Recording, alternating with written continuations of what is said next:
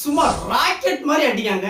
ஓடியாந்து எவ்வளவு ஸ்பீடா நீ பால போறியோ அவ்வளவு ஸ்பீடா கிரவுண்டுக்கு வெளியே போகுது. அந்த ருத்ர தாண்டவத்தை சப்பப்பப்பா வார்த்தையால விவரிக்கவே முடியாதுங்க. பிச்சு எப்படி வேணாலும் இருந்துட்டு போட்டும், பவுலர் எப்படிப்பட்ட பவுலரா வேணாலும் இருந்துட்டு போட்டும், சூழ்நிலை ரொம்ப பேடா இருக்கிற பத்தி எனக்கு கவலை இல்லை. பேட் என் கையில இருந்தா அடிப்பேன்.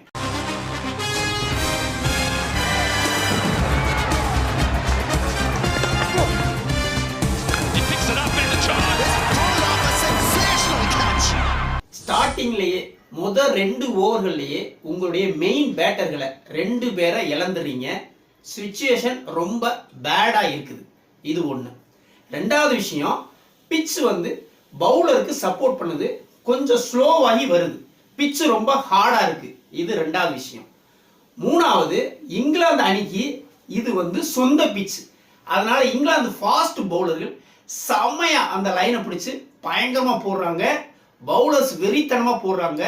இதுவும் பேட்ஸ்மேனுக்கு சிம்ம சொப்பனமா இருக்கு. இது மூணாவது விஷயம். இந்த 3 மைனஸ் இருக்கும்போது களத்துல நிக்கிற பேட்ஸ்மேன் எப்படி ஆடுவான், அவனுடைய மனநிலை எப்படி இருக்கும்? சரி, ஆரம்பத்துல 2 விக்கெட் போயிடுச்சு, பிச்சு சரியில்லை, பவுலர் வெறித்தனமா போடுறாங்க, கொஞ்சம் ஸ்லோவா ஆடி 10 ஓவர் வரைக்கும் எடுத்துட்டு போவோம், அதுக்கு பிறகு விக்கெட் விழுகலன்னா பெருசா அடிச்சுக்கலாம் அப்படிங்கிற ஒரு மைண்ட் செட்டு தான் களத்துல நிக்கிற பேட்ஸ்மேனுக்கு இருக்கும். களத்துல நின்னது அபிஷேக் சர்மா. பிச்சு எப்படி வேணாலும் இருந்துட்டு போட்டும், பவுலர் எப்படிப்பட்ட பவுலரா வேணாலும் இருந்துட்டு போட்டும், சூழ்நிலை ரொம்ப பேடா இருக்கிற பத்தி எனக்கு கவலை இல்லை. பேட் என் கையில இருந்தா அடிப்பேன். ஒரு படத்துல சொல்லுவாங்க, வடிவேல் படத்துல, வாடன்னா அடிப்போம் அப்படின்னு சொல்ற மாதிரி பேட் என் கையில இருந்தா அடிப்பேன். எதை பத்தியும் கவலைப்பட மாட்டேன். மனுஷன் ஆடுனா பாருங்க, ஒரு பேயாட்டங்க. முதல் 3 ஓவர் இங்கிலாந்து கையில இருந்துச்சு. 3 ஓவருக்கு வெறும் 15 ரன்கள் தான்.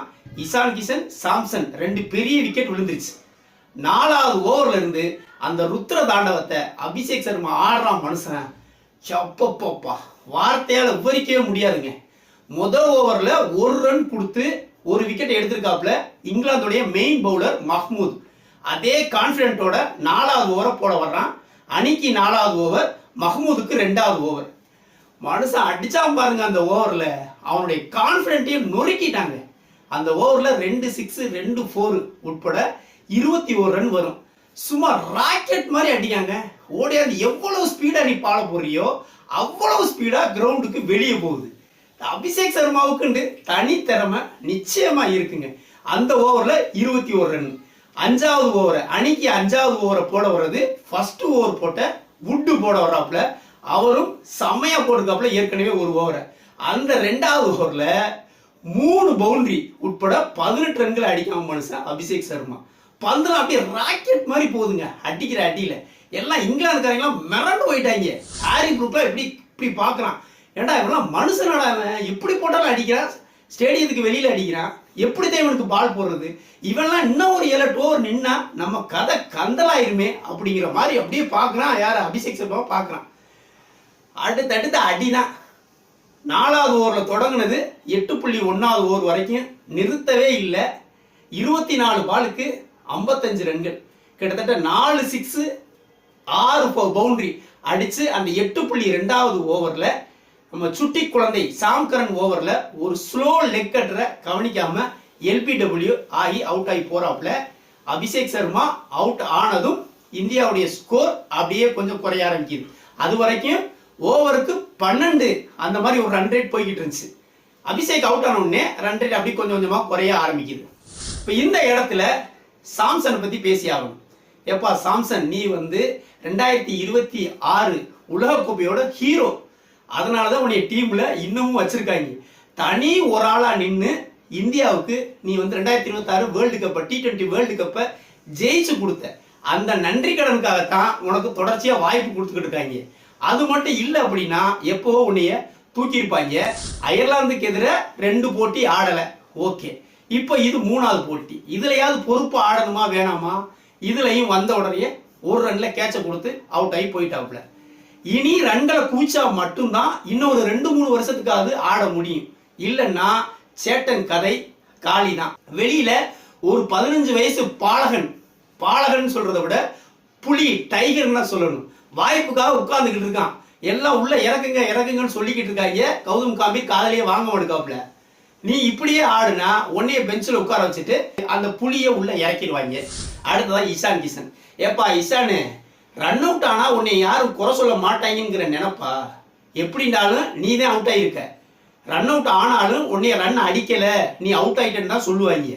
அயர்லாந்துக்கு எதிராக 2வது போட்டியிலையும் ரன் அவுட்டு, இங்கேயும் ரன் அவுட். ரன் அவுட்டுங்கிறது உன்னுடைய கவனக்குறைவு, உன்னோட மிஸ்டேக் தான். ஓ விக்கிட்ட நீ தான் காத்துக்கிறணும். ரன் அவுட் ஆனதுனால உன்னை வந்து பரிதாபப்படுவாங்களாம் நினைச்சிடாத. நீந்தே ரன் அடிக்கல அப்படின்னு தான் சொல்லுவாங்க. இது தொடர்ந்துச்சு அப்படின்னா உன்னையும் பெஞ்ச் பண்ணிடுவாங்க. அடுத்ததான் ஸ்ரேயஸ் ஐயர் உள்ள வராப்ல. ஸ்ரேயஸ் ஐயர் பொறுப்பான ஆட்டங்க, எனக்கு ரொம்ப பிடிச்சிருந்துச்சு. பெருசா ஹிட் பண்ணல. அபிஷேக் சர்மாவும் அவுட் ஆன உடனே டீமோட சிச்சுவேஷனை உணர்ந்து ஒரு ரன் 2 ரன் ரொட்டேட் பண்ணிக்கிட்டே இருக்காங்க மனுஷன். எந்த பந்தையுமே வந்து ஸ்டாப் பண்ணல. அதே நேரம் ஹிட் பண்றது ஏதாவது 1-2 பால்களை, ரொம்ப லூசா கிடைக்கிற பால்களை மட்டும்தான் அடிச்சாப்ல.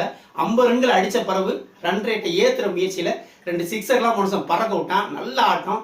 44 பாலுக்கு 68 ரன்கள் அடிச்ச நிலையில ஸ்ரேயஸ் ஐயர் அவுட் ஆகி போறாப்ல. அபிஷேக் நின்ற வரைக்கும் அசால்ட்டா 200 தாண்டும் அப்படின்னு நினைச்சுக்கிட்டு இருந்தோம் ரன்னு. ஆனா அதன் பிறகு ரன் ரேட் குறைய ஆரம்பிக்குது. அடுத்ததா திலக் வர்மா. எப்பா திலக் வர்மா, என்னதான் ஆச்சு உனக்கு? என்னை ஒன்றே இறக்கணும், இறக்குனாத்தான் ஆடுவேன் அப்படின்னு எதுவும் நினைக்கிறியா என்னன்னு தெரியல. ஆர்டர் வந்து இந்த 5வது 6வது ஆர்டர் இறக்குறாங்க. அது செட் ஆகவே இல்லை திலக் வர்மாவுக்கு. கடந்த அயர்லாந்து போட்டியில கூட திலக் வர்மா கொஞ்சம் ஸ்லோவா ஆடுனதுனால தான் தோல்வி ஏற்பட்டுச்சு அப்படிங்கிற ஒரு பேரும் இந்த திலக் வர்மாவுக்கு இருக்கு.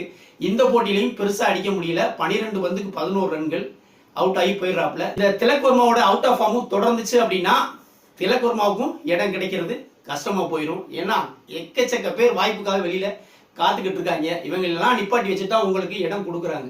அதுல உங்களுடைய திறமையை வெளிப்படுத்தினா மட்டும்தான் தொடர்ல நீடிக்க முடியும். அணி கடைசி நேரத்தில் இறங்கின சிவம் துபே பேட்டை சுழற்றாப்ல. ரன் வந்து 189 ரன்கள் அடிக்கிறாங்க.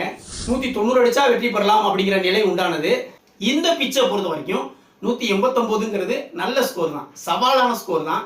எப்படி இந்தியா ஃபைட் பண்ணி கண்டிப்பா ஜெயிப்பாங்க அப்படின்னு நினைச்சிட்டு இருந்த நேரத்துல மழை குறுக்கிடுது. வருண பகவான் உள்ள வந்ததுனால போட்டி அடுத்து ஆடவே முடியல. எப்படி நிக்கும்னு சொல்லிட்டு காத்திருந்தாங்க, ஒன்னும் வேலைக்கு ஆகல. போட்டியை அபாண்டட் அப்படின்னு சொல்லி அறிவிச்சிட்டாங்க. 2வது போட்டி சனிக்கிழமை தொடங்குது. இந்தியா நல்லா ஸ்டார்ட் பண்ணியிருக்கிறாங்க. 2வது போட்டியும் இதே பாசிட்டிவ் அணுகுமுறையோட ஆடி ஜெயிப்பாங்கன்னு இந்திய ரசிகர்கள் நம்புறாங்க. நாமளும் நம்புவோம். வீடியோ பிடிச்சிருந்தா லைக் கமெண்ட் பண்ணுங்க, குறிப்பா சப்ஸ்கிரைப் பண்ணுங்க. மற்றும் ஒரு வீடியோவில் சந்திப்போம். நன்றி.